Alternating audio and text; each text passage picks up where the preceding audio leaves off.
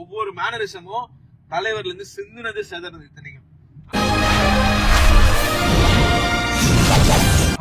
சரி, அதுதான் நான் சொல்ல வரேன். இப்போ வந்து அது விஜய் அஜித் அப்படின்னா வச்சுங்க, பட் தலைவர் வரும்போது இல்ல நான் என்ன சொல்றேன், ஒண்ணுமே பண்ண முடியாது. இப்போ ஒருத்தர் கிட்ட இருந்து நடிப்பை கத்துக்கிறாங்கன்னா கமல் கிட்ட இருந்து நிறைய பேர் கத்துக்கிறாங்க. அதாவது விக்ரம், சூர்யா கமலை இன்ஸ்பயர் பண்ணி நடிப்பை கத்துக்கிறாங்கன்னா கமல் குரு.